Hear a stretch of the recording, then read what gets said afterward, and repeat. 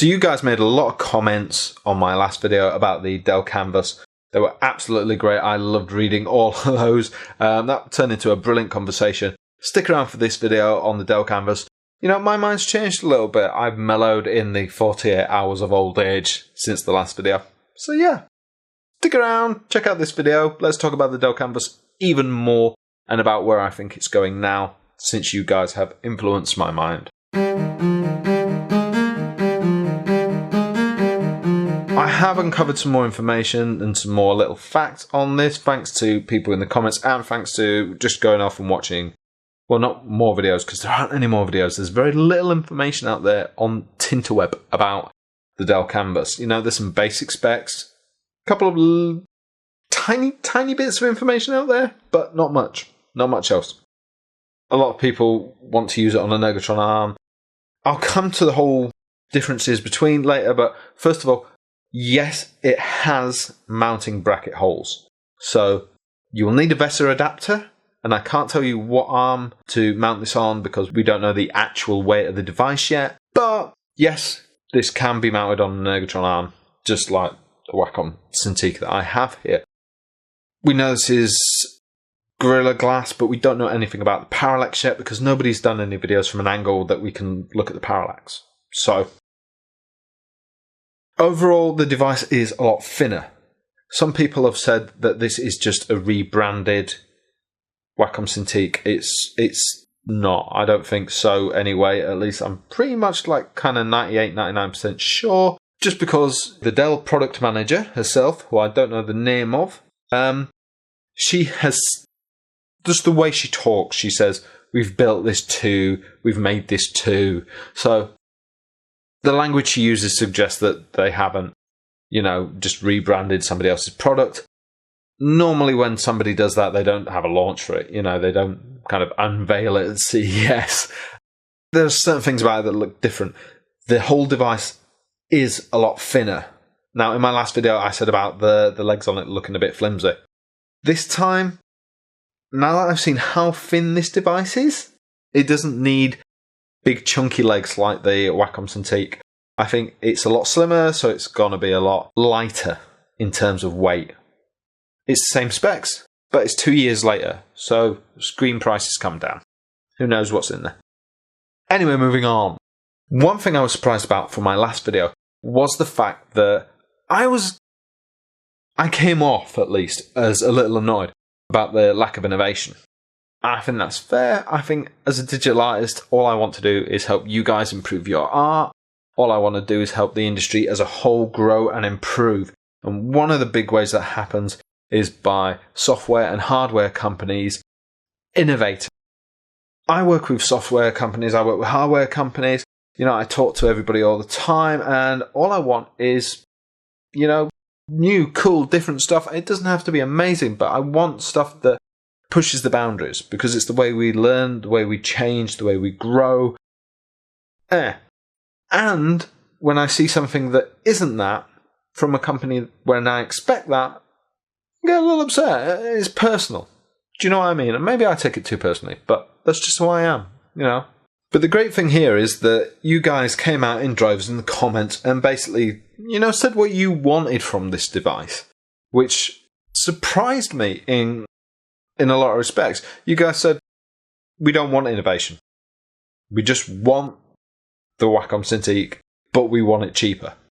And if that's what you want, and somebody's giving you it, then it's perfect. It makes all the sense in the world. But, hang on for a second, because I don't know if that's really what's happening. On doing further analysis, on doing further research, I actually think Dell is up to something else. I don't think this is a cheaper Wacom 27 QHD. So here's what I think's been going on. Dell have obviously been working with Avid.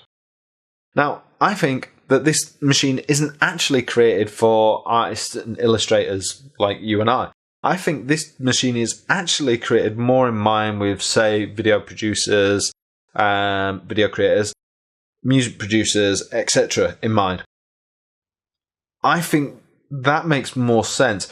every piece of video footage I can find on this, every interview, etc. I can find on this, says that this is supposed to be used with another big monitor. Doesn't necessarily say it's the 8K or the larger 32, 34 that they've used, when doing their presentation.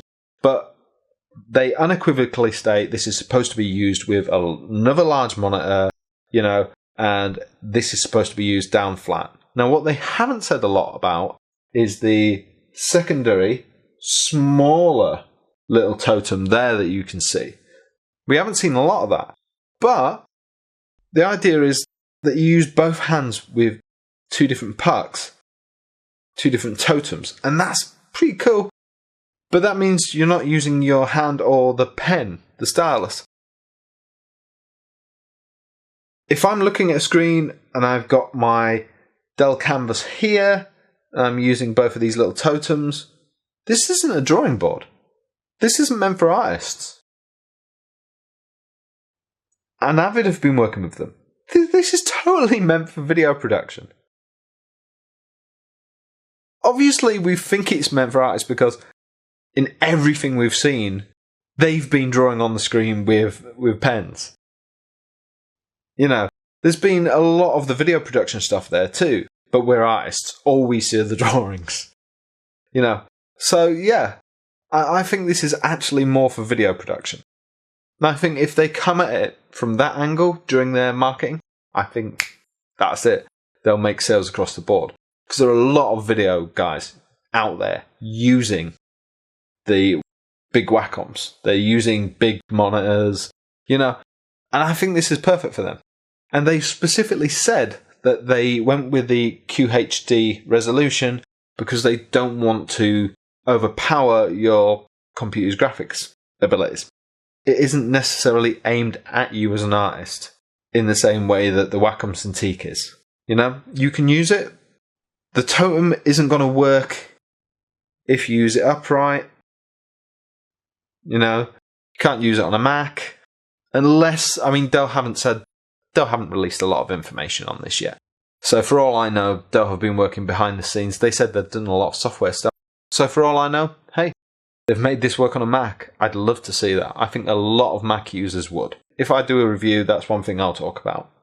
I know that they're trying to hit, this market, this price market, in between Wacom and the cheaper Chinese drawing tablets.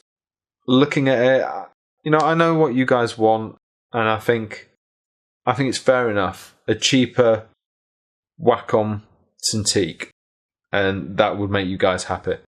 Wacom obviously are going to have some kind of announcement this year as to what they're doing. I know a lot of you guys have said that you personally want, to see Wacom lower their prices on the 27QHD by $1,000. I don't think that'll happen. I'd love to see it, but I don't think that'll happen. So that, so that you can get one of those. And then obviously Wacom will release whatever they release. They'll, hopefully it'll be like a 4K and 8K version of this. Some people have said they want it bigger and better, etc., etc. I'll do a video about that, all that. But, we're going to see new stuff from Wacom. This is their flagship currently, but what will their new flagship be? We'll do a whole video on that. That'd be cool. The good thing is, at the moment, now is a really exciting time in terms of innovation for the digital art world. We've got more drawing tablets, more mobile tablets, more devices in general for digital artists than we've ever had before. You look at the amount of things we had 10 years ago.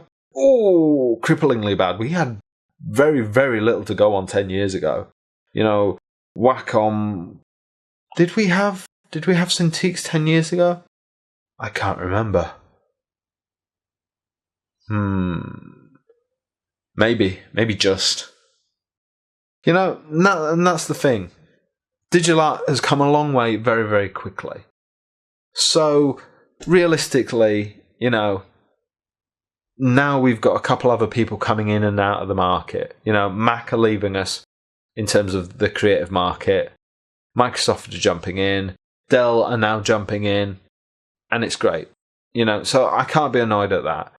If they're doing what I actually suspect and creating a version of the device which is more for video editing and more for a visual input, you know, then that's awesome.